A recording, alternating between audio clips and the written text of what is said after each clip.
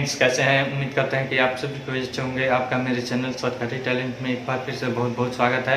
आज हम लोग एक्सरसाइज 10.1 पढ़ेंगे और देखेंगे कि उसको पढ़ने से पहले हमें क्या पूर्व ज्ञान होना चाहिए। तो चलिए शुरू करते हैं। वीडियो शुरू करने से पहले नए आने वाले दोस्तों से गुजारिश है कि लाल बटन दबा के मेरे चैनल को सब्सक्राइब कीजिए और साथ ही साथ बेल आइकन भी जरूर दबाइए। तो चलिए शुरू करते हैं।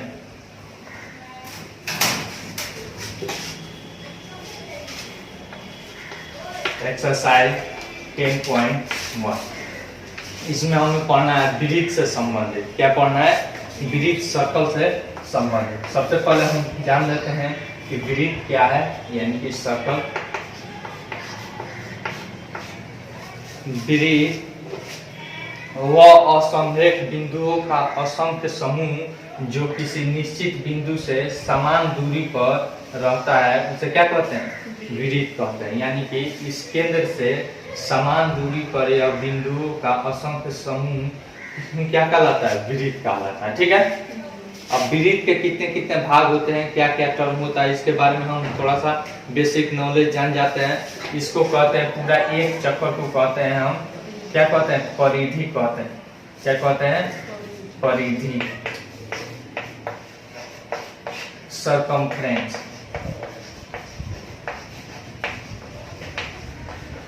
सर्कमफ्रेंस कहते हैं। इसको कहते हैं केंद्र। जो ठीक बीचों बीच जो बिंदु रहता है, इसको केंद्र कहते हैं, सेंटर। ठीक है। उसके बाद अब वृत्त के जो परिधि रहता है, इसके छोटे टुकड़े को क्या कहते हैं? मान लीजिए यहाँ पे वृत्त हो गया, नहीं, यहाँ पे ए दे देते हैं और यहाँ पे बी दे देते हैं। यानी कि यहाँ से यहाँ तक का जो टुकड़ा है, ये इसको क्या कहते हैं? चाप कहते हैं। क्या कहते हैं? वृत्त के परिधि के छोटे टुकड़े को क्या कहते हैं? चाप कहते हैं। आर्क, इसको कहते हैं चाप। ठीक है, यानी आर्क, ARC। ठीक है ना। उसके बाद होता है जीवा। क्या होता है? जीवा। कोड। अब कोड किसे कहते हैं? मान लीजिए यह वृत्त हो गया और यहाँ से यह केंद्र हो गया, और वृत्त के किसी परिधि के दो बिंदु को मिलाने वाली सरल रेखा को क्या कहते हैं? जीवा कहते हैं। यह मान लीजिए x और y, हम मान लेते हैं x और y, तो x y क्या हो जाएगी? जीवा हो जाएगी। यह क्या हो गया? जीवा हो गया। क्या हो गया? जीवा, यानी कि कोड, CHORD, कोड। ठीक है। अब कहता है इसमें त्रिज्या किसे कहते हैं? यह केंद्र और परिधि तक के दूरी को क्या कहते हैं? त्रिज्या कहते हैं। क्या कहते हैं? त्रिज्या, रेडियस किसे कहते हैं? क्या कहते हैं? रेडियस। ठीक है। उसके बाद होता है आपको व्यास कहते हैं। ठीक है ना। यानी कि वैसा जीवा जो केंद्र से होकर जाती है। ठीक है ना। केंद्र को O से हम सूचित करते हैं। किसी से सूचित करते हैं? O से। अब देखिए यहाँ पे जो हमारा केंद्र से होकर जाने वाली जीवा को क्या कहते हैं? व्यास कहते हैं। क्या कहते हैं? व्यास। यानी कि पीकिंग हमारा क्या हो गया? व्यास, यानी कि डायमीटर।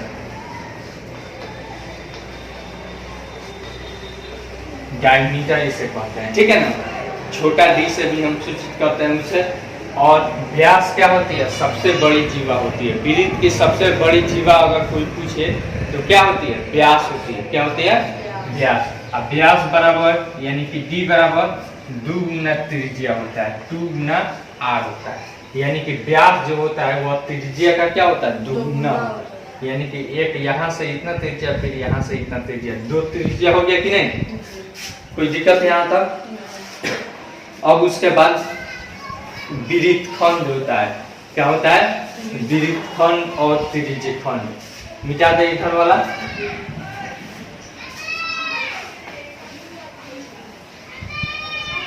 सेगमेंट,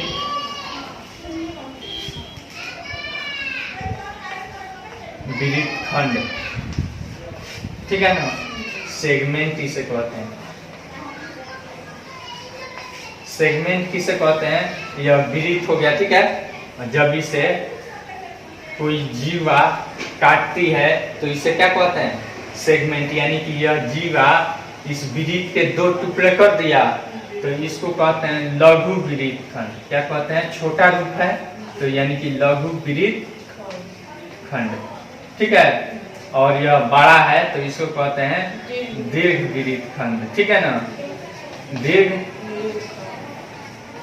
वृत्त खंड। कोई दिक्कत? अब उसके बाद आता है त्रिज्य खंड। क्या आता है, त्रिज्य खंड। वृत्त खंड, ये वृत्त खंड यानी कि एक जीवा रहता है और फिर चाप रहता है। इसमें क्या रहता है, जीवा और फिर चाप रहता है, ठीक ना। यह भी क्या हुआ, बड़ा चाप हुआ यानी कि दीर्घ चाप हुआ, ठीक है। इसका अगर ए बी अगर नाम दे दे तो यहाँ पे इसको पढ़ेंगे क्या, ए बी हमारा लघु वृत्त खंड और इसको बड़ा वाला को पढ़ना होगा तो ए बी दीर्घ वृत्त खंड, ठीक है। अब देखिए उसके बाद आता है त्रिज्य खंड, ठीक है ना। त्रिज्य खंड, त्रिज्य खंड होता है, दो त्रिज्या रहता है, ठीक है ना। क्या रहता है, दो त्रिज्या रहता है। AOB क्या हो गया, AOB यह छोटा है ना, दो त्रिज्या और एक चाप है तो इसको कहेंगे AOB लघु वृत्त त्रिज्य खंड, लघु AOB लघु त्रिज्य खंड। यानी कि इसमें रहता है क्या क्या रहता है, दो हमारा त्रिज्या रहता है और फिर एक चाप रहता है, ठीक है ना। यह मिलकर बनता है हमारा क्या, त्रिज्य खंड। और यह बड़ा वाला जो होगा तो इसको क्या कहेंगे, इसमें भी दो त्रिज्या है और फिर एक बड़ा सा चाप है तो इसको कहेंगे दीर्घ त्रिज्य खंड। क्या कहेंगे, दीर्घ त्रिज्य खंड। कोई दिक्कत? अब इसमें त्रिभुज का क्षेत्रफल आता है तो त्रिभुज का क्षेत्रफल बराबर इसका होता है, इसमें नहीं, इसका 1/2 r स्क्वायर साइन थीटा, ठीक है। 1/2 r स्क्वायर साइन थीटा, इसको हम 12वां चैप्टर में यानी कि 12 वाला चैप्टर में हम इसको पढ़ेंगे, ठीक है। यही सब इसका बेसिक है। फिर उसके बाद और भी है, अगर मान लीजिए जीवा दे दिया है, ठीक है, जीवा दे दिया है, अब उस पर हम क्या खींचते हैं। अब देखिए यहाँ पे यह जीवा हो गया, ध्यान से देखिएगा, जीवा केंद्र से इस पर जब लंब डाला जाता है, ठीक ना, तो यह क्या करता है, इस पर लंब डालने पर यह AB को दो बराबर भागों में बांटता है। क्या करता है, AB को दो बराबर भागों में बांटता है, ठीक ना। और यह होता है कि OM सबसे न्यूनतम दूरी होता है। AB का सबसे न्यूनतम दूरी क्या होता है, OM होता है। 9th क्लास में हम लोग को यह पढ़ना था। यानी कि जो सबसे न्यूनतम दूरी रहता है वह क्या रहता है, OM रहता है और इस पर लंब भी रहता है। सवाल देता है कि सिद्ध कीजिए कि OM AB पर लंब है तो वह सबसे न्यूनतम दूरी है, या फिर दे देता है कि अगर OM सबसे न्यूनतम दूरी है तो सिद्ध कीजिए कि OM परपेंडिकुलर टू AB। तो इस तरह से इसको हम लोग 9th क्लास में पढ़े हैं। अभी फिर हमको इसमें देखना है स्पर्श रेखा, टेंजेंट, ठीक ना। मिटा देते हैं इसको, या फिर यहाँ पे हम बताते हैं स्पर्श रेखा। यह हमको 10th क्लास में पढ़ना है, स्पर्श रेखा, टेंजेंट।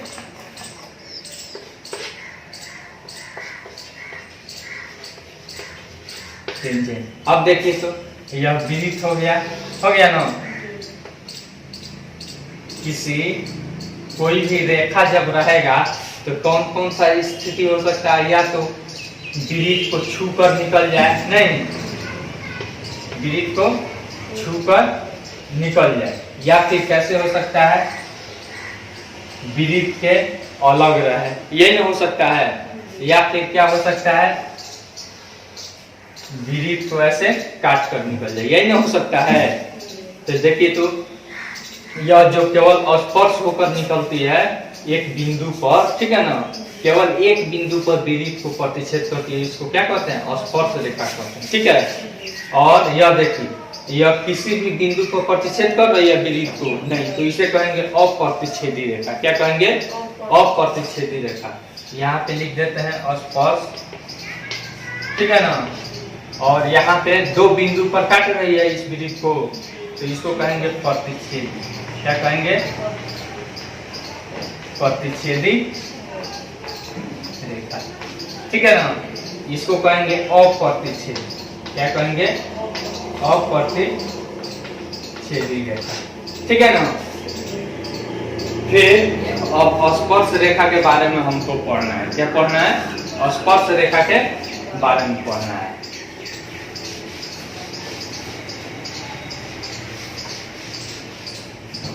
टेंथ क्लास में हमको स्पर्श रेखा के बारे में पढ़ना है।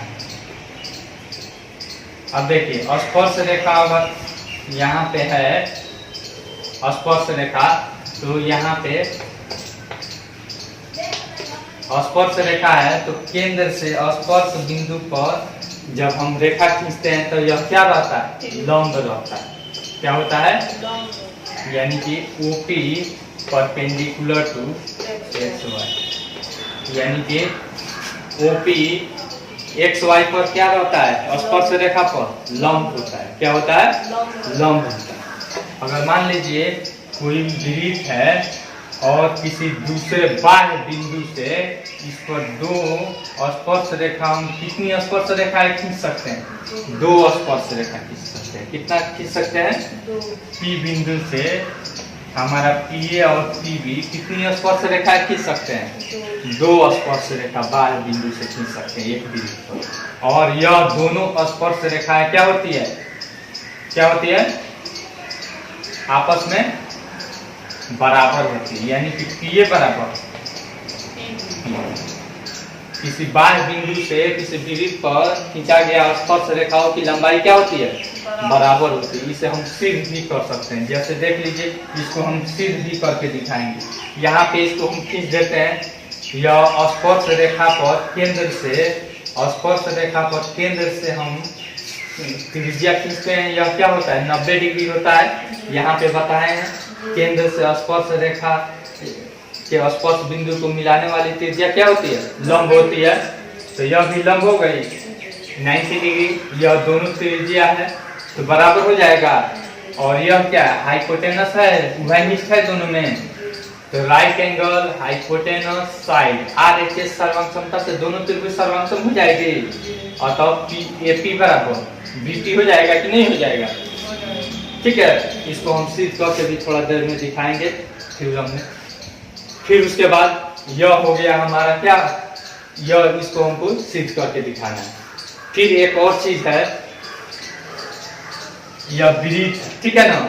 तो एक बिंदु पर मान लीजिए यह बिंदु हम ले लेते हैं, इस पर कितनी स्पर्श रेखाएं खींची जा सकती है केवल और केवल एक स्पर्श रेखा खींची जा सकती है। केवल एक स्पर्श रेखा खींची जा सकती है, यानी कि वृत्त के किसी एक बिंदु पर केवल कितनी स्पर्श रेखाएं खींची जा सकती है केवल एक। फिर उसके बाद यह वृत्त हो गया, ठीक है ना। तो समांतर अगर हम खींचते हैं, ठीक ना, तो कितनी समांतर स्पर्श रेखाएं खींची जा सकती है केवल दो। एक यहाँ पे है फिर एक यहाँ पे है। दूसरा हम कोई भी समांतर खींचते हैं तो वह स्पर्श हो रहा है, वह क्या हो जा रहा है प्रतिच्छेदी हो जा रहा है। तो यानी कि कितनी समांतर स्पर्श रेखाएं हम खींच सकते हैं दो। केवल दो ही समांतर स्पर्श रेखाएं हम क्या कर सकते हैं खींच सकते हैं। कोई दिक्कत, ठीक है। कोई वृत्त दे दिया है हमको, नहीं, इस वृत्त पर हम कितनी स्पर्श रेखाएं खींच सकते हैं। कोई वृत्त है इस पर हम कितनी स्पर्श रेखाएं खींच सकते हैं अनगिनत। क्या कर सकते हैं अनगिनत स्पर्श रेखाएं। अनगिनत स्पर्श नहीं। कोई दिक्कत? अब इसी आधार पे हमको क्या करना है, इस चैप्टर को पढ़ना है। मिटा दे इसको। अब थ्योरम हम देखते हैं, थ्योरम 10.1।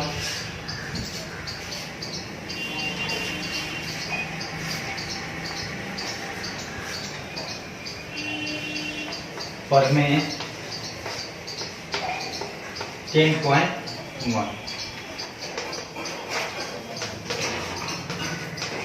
स्पर्श रेखा के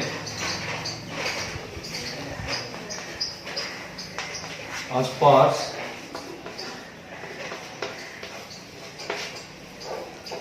बिंदु से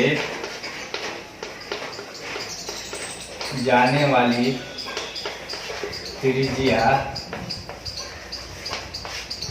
स्पर्श रेखा पर क्या होती है, लंब होती है। स्पर्श रेखा पर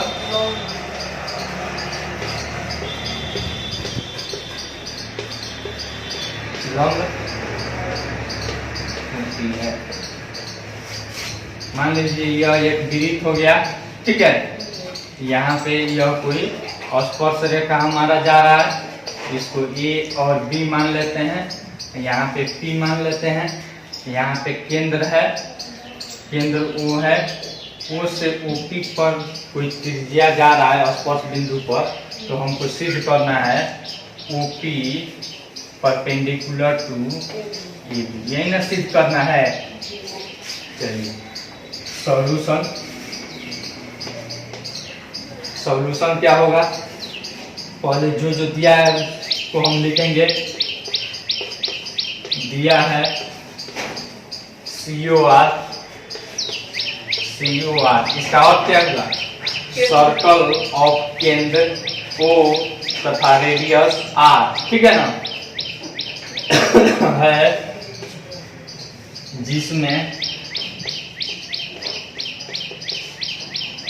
AB क्या है, स्पर्श रेखा है। AB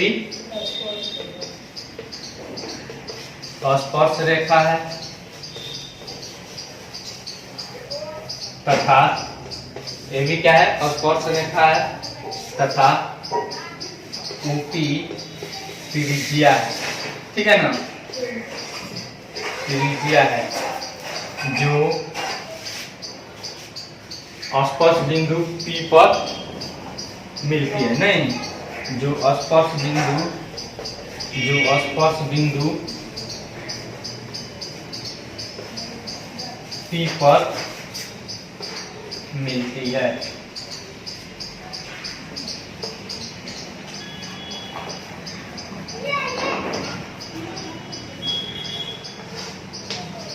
ठीक है, तो हमें सिद्ध करना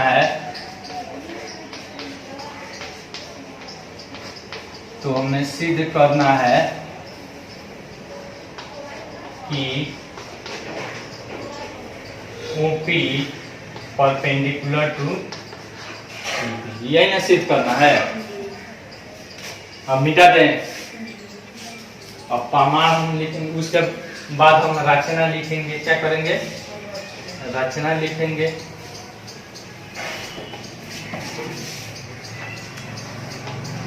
अब रचना हम क्या लिखेंगे, हमसे पूछ रहा है यह ओपी क्या है, इस पर लंब है, तो मान लीजिए लंब नहीं है, तो हम ओ से हम यहाँ पे कोई M एक बिंदु ले लेते हैं। क्या ले लेते हैं, M, और यहाँ पे R ले लेते हैं। क्या ले लेते हैं, R, ठीक है ना, यानी OR और पे R है। कोई दिक्कत?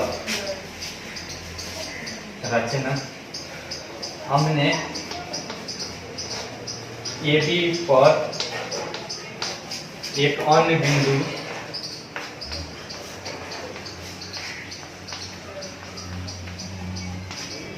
M लिया, ठीक है ना, M लिया तथा O से मिलाया,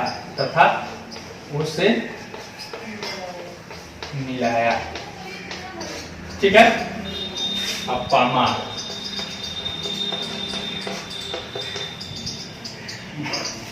प्रमाण देखिए, यहाँ पे OM बराबर क्या हो जाएगा, OR प्लस RM हो जाएगा। देखिए ना, OM बराबर OR प्लस RM हो जाएगा कि नहीं, तथा OP बराबर OR हो जाएगा, बराबर क्या है, त्रिज्या। क्या है, त्रिज्या। ठीक है ना। इस प्रकार, ठीक है ना, इस प्रकार OM के बदला में हम लिख सकते हैं OR प्लस RM। ठीक है, ग्रेटर देन OP हो जाएगा। देखिए तो ये OM यानी OR plus RM greater than OP हो जाएगा कि नहीं। क्यों, क्योंकि यह जो OR है OR OP के बराबर है, यह थोड़ा सा बढ़ जा रहा है तो बड़ा हो जाएगा कि नहीं। तो अब लिखेंगे यहाँ पे OR के बदला में हम OP लिख सकते हैं, OP plus RM greater than OP। फिर इस दोनों के बदला में हम लिख सकते हैं OM ग्रेटर देन OP। ठीक ना, लिख देंगे। तथा इस प्रकार OP क्या है, सबसे क्या छोटी रेखा है, नहीं। इस प्रकार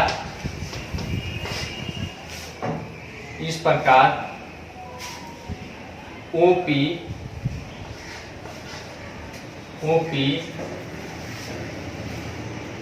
AB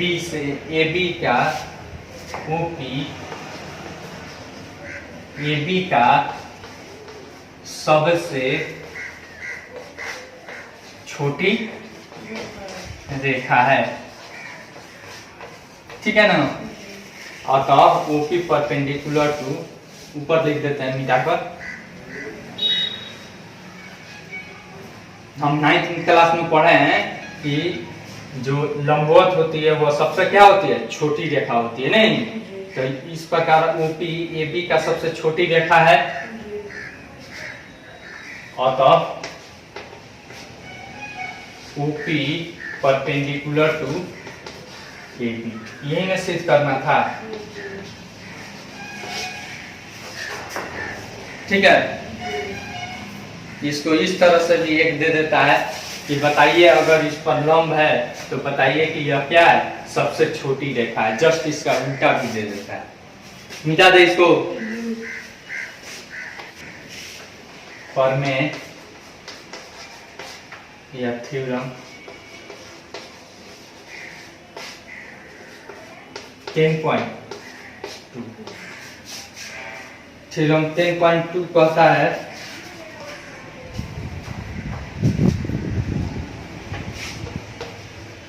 किसी बाह्य बिंदु से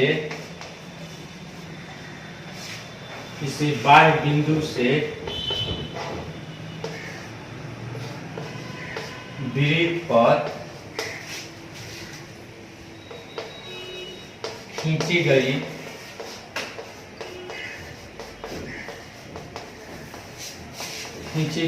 स्पर्श रेखा की लंबाई क्या होती है, बराबर होती है। क्या होती है, बराबर होती है। ठीक है, इसको सिद्ध करने के लिए सबसे पहले हम समझेंगे यह वृत्त हो गया ना वृत्त। अब मान लीजिए यहाँ पे कोई बिंदु है, P बिंदु मान लेते हैं, और यहाँ से इस पर स्पर्श रेखा दोनों तरफ खींचा गया। यहाँ पे केंद्र O है। क्या है, केंद्र O है, और इसको B दे दिया। क्या दे दिया है, PA और PB स्पर्श रेखा। तो हमको सिद्ध करना है कि PA बराबर PB। ठीक है, सॉल्यूशन पहले लिखते हैं। क्या हमको दिया है COR में, ठीक है। बाह्य बिंदु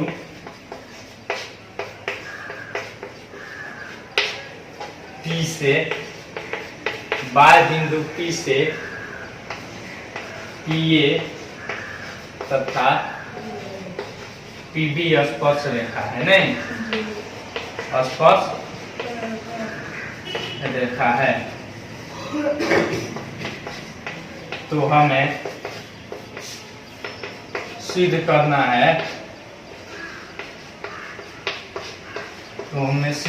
है, कि PA बराबर P। अब हम रचना लिखेंगे, रचना वाला काम अब हम करेंगे।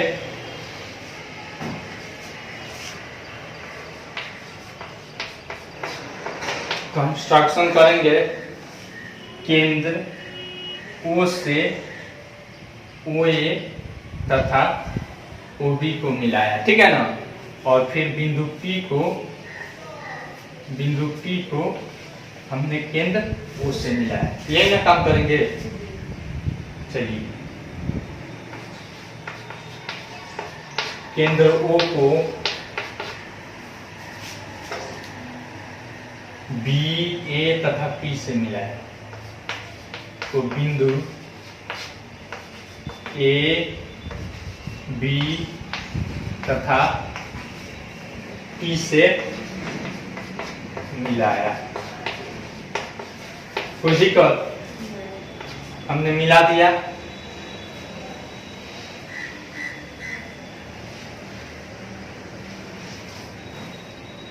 अब देखिए, अब प्रमाण हम लिखेंगे। सबसे पहले यह दिखाएंगे कि यह 90 डिग्री है, यानी कि OA परपेंडिकुलर टू AP हो जाएगा। क्यों? क्योंकि स्पर्श बिंदु पर जो त्रिज्या जाती है वह क्या होती है? लंब होती है, तथा OB परपेंडिकुलर टू क्या हो जाएगा? PB। कोई दिक्कत? OB परपेंडिकुलर टू यहाँ पे क्या है? PB पर लंब है। फिर उसके बाद अब हम देखते हैं त्रिभुज। यह त्रिभुज बन गया, देखिए त्रिभुज OAP तथा त्रिभुज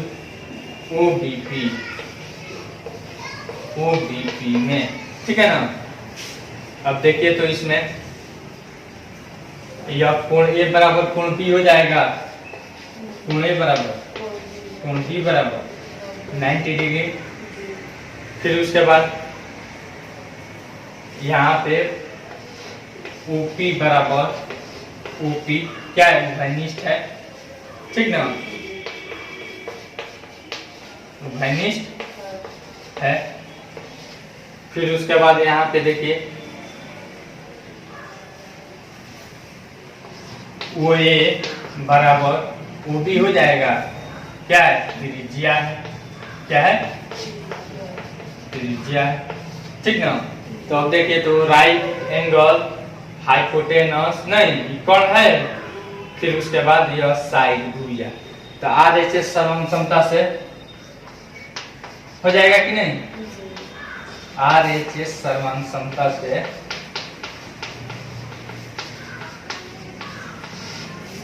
RHS समान समता से त्रिभुज OAP सर्वांशम त्रिभुज OBP, ठीक है। जब यह सर्वांशम हो गया तो हमारा PB बराबर PA हो गया कि नहीं। फिर उसके बाद यह कोण भी आपस में बराबर हो जाएगा, यह कोण भी आपस में बराबर हो जाएंगे, ठीक है। ये भी पूछ देता है किसी सवाल में कि मान लीजिए यह स्पर्श रेखा है तो सिद्ध कीजिए यह कोण बराबर यह कोण, या फिर यह कोण बराबर यह कोण, या फिर दे देता है OP मिलाया गया है तो सिद्ध कीजिए कि कोण P का OP क्या है, समद्विभाजक है। ठीक है, तो इस तरह से बस इसी थ्योरम के आधार पर वह क्या हो जाएगा, सिद्ध हो जाएगा। ठीक ना, तो यहाँ पे हम लिख देते हैं एक लाइन में PA बराबर PB हो गया कि नहीं, जब सर्वांशम हो गया तो मिटा दे। अब इसको आसान था कि नहीं। अब एक्सरसाइज 10.1 में हम एक्सरसाइज में चलते हैं, क्या क्या दिया है। पहला सवाल दिया है, देखते हैं क्या दिया है।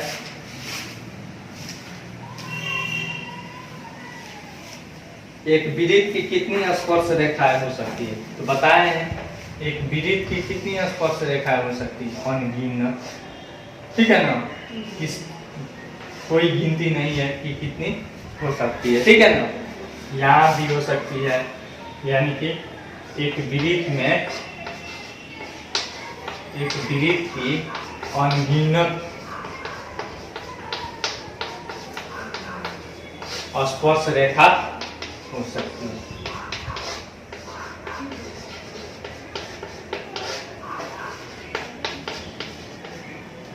स्पर्श रेखाएं हो सकती है। ठीक है, दूसरा सवाल कह रहा है रिक्त स्थानों की पूर्ति कीजिए। दूसरा का पहला, किसी वृत्त की स्पर्श रेखा उसे डैश डैश बिंदु पर प्रतिच्छेद करती है। यह वृत्त हो गया। ठीक है ना, स्पर्श रेखा इस वृत्त को कितने बिंदु पर प्रतिच्छेद करती है, एक बिंदु। कितना हो जाएगा, एक बिंदु। दूसरा सवाल कह रहा है वृत्त को दो बिंदुओं को प्रतिच्छेद करने वाली रेखा को डैश डैश कहते हैं। यह वृत्त हो गया, कैमरा है बन जा रहा है। यह वृत्त हो गया। ठीक है ना, दो बिंदु पर यहाँ पे कोई रेखा प्रतिच्छेद कर रहा है, एक ए बिंदु और एक बी बिंदु। ठीक है, यह एक्स वाई कोई रेखा है। तो बताइए तो यह कौन सी रेखा हुई, प्रतिच्छेदी रेखा या छेदक रेखा। ठीक है ना,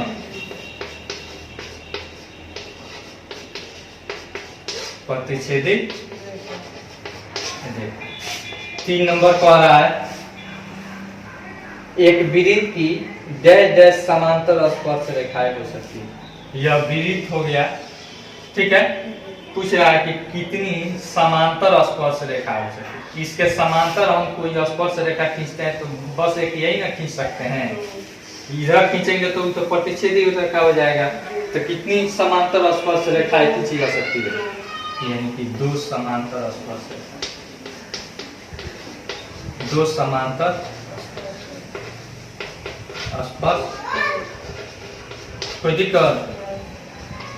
चौथा नंबर, वृत्त तथा उसकी स्पर्श रेखा के उभयनिष्ठ बिंदु को क्या कहते हैं। अब देखिए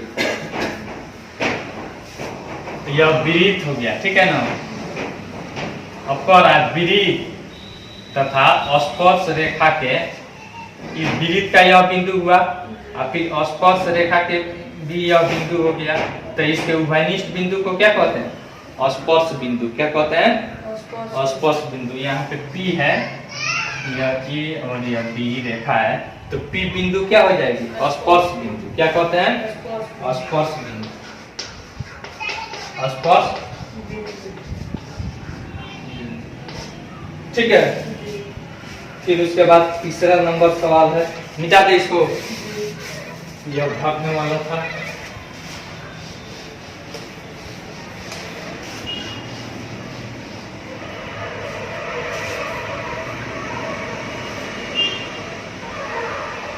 तीसरा सवाल कह रहा है 5 सेमी त्रिज्या वाले एक वृत्त के बिंदु P पर स्पर्श रेखा P केंद्र O से जाने वाली एक रेखा से बिंदु Q इस प्रकार मिलती है कि OQ बराबर 12 cm, तो PQ की लंबाई ज्ञात। अब देख लीजिए, कह रहा है सबसे पहले एक वृत्त बना लीजिए।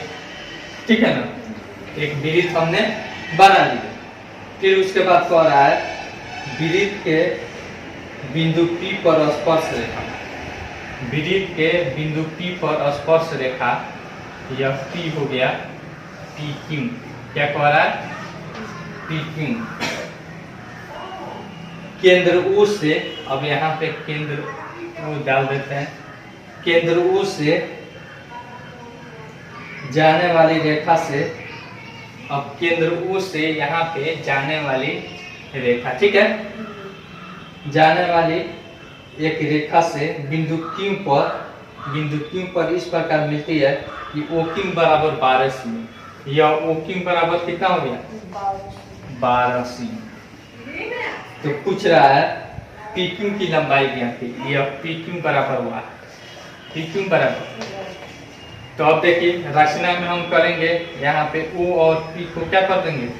मिला देंगे। नहीं, OP को मिलाया, OP को मिलाया। जब OP मिल गया तो देखिए, तो यह इस पर 90 डिग्री होता है, तो समकोण त्रिभुज होता है। और इस वृत्त की त्रिज्या कितना दे रहा है? 5 सेमी त्रिज्या। इसका त्रिज्या कितना है? 5 सेमी। तो यह मिल गया, तो यह पाइथागोरस पढ़ने से नहीं निकल जाएगा। तो लिखेंगे पाइथागोरस पढ़ने से OQ स्क्वायर बराबर OP square plus PQ square. कोई दिक्कत? OQ का वैल्यू दे दिया है 12 का स्क्वायर बराबर OP का वैल्यू दे दिया है 5 का स्क्वायर प्लस PQ स्क्वायर। कोई दिक्कत?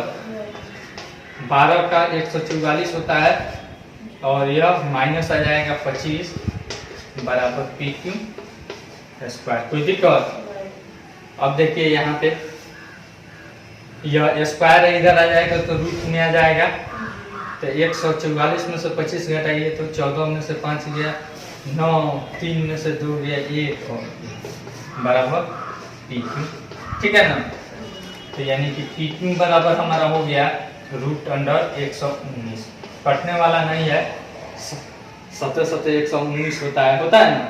तो न 17 कटेगा और फिर नहीं 19 कटेगा, 7 ही कटेगा। ठीक ना? तो आपका इतना सी है। PQ का वैल्यू हमारा कितना आ गया? √119। इसमें ऑप्शन दिया है कौन सा? डी ऑप्शन हो जाएगा। ठीक है ना? मिटा दे इसको, देख लीजिए, कोई दिक्कत नहीं ना है। फिर उसके बाद चौथा सवाल दे रहा है,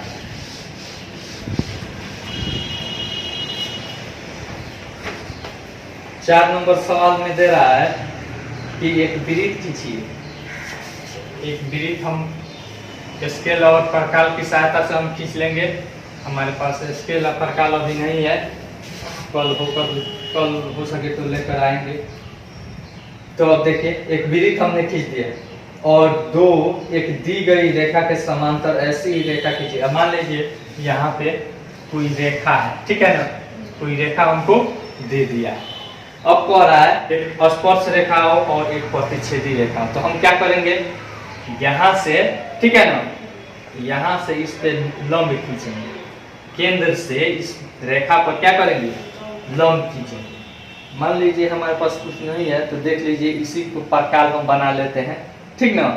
तो कैसे लंब खींचते हैं इसको भी देख लीजिए। यहाँ पे यह हमारा प्रकाल में ऐसे रहता है ना? यहाँ पे हम रखते हैं नो और फिर यहाँ पे हम ऐसे रखकर और फिर यहाँ पे ऐसे खींचते हैं कि नहीं खींचते हैं? खींच देते हैं। फिर उसके बाद यहाँ पे रखते हैं और फिर इसको ऐसे खींचते हैं। फिर यहाँ पे रखते हैं और इसको ऐसे खींचते हैं और स्केल की सहायता से और इसको ऐसे मिला देते हैं। यही हमारा 90 डिग्री हो जाता है। कोई दिक्कत? जब ऐसे खींच लेते हैं, अब क्या करेंगे? जहाँ पे यह मिल रहा है तो इस पे क्या करते हैं? इस पे हम फिर 90 डिग्री बनाएंगे। ठीक है ना? इस पे हम 90 डिग्री बनाएंगे। एक बार ऐसे काटेंगे, फिर एक बार ऐसे, फिर एक बार यहाँ पे, फिर यहाँ से, और फिर इसको मिलाते हुए ऐसे खींच देंगे। यह हो जाएगा हमारा क्या? स्पर्श रेखा हो जाएगी और इसके समांतर भी हो जाएगी। समझ में आ रहा है? प्रकार रहता तो इसको और आसान तरीका से बता देते। हम जब कंस्ट्रक्शन पढ़ाएंगे तो उसमें बढ़िया से पढ़ाएंगे, ठीक है ना।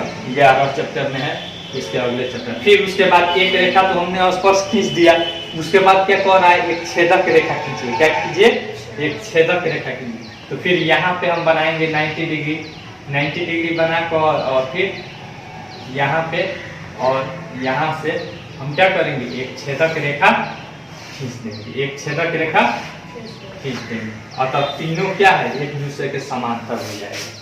थोड़ा सा मेरा टेढ़ा मेढ़ा हो गया होगा क्योंकि हमारे पास अभी औजार नहीं है। मिटा दे इसको, इस तरह से इसको खींचना है, मिटा दे। यह चैप्टर आपका खत्म हुआ। आई होप आपको यह वीडियो बहुत पसंद आई होगी। अगर वीडियो पसंद आई हो तो लाइक कीजिए, शेयर कीजिए और कमेंट करके अपना सुझाव जरूर दीजिए।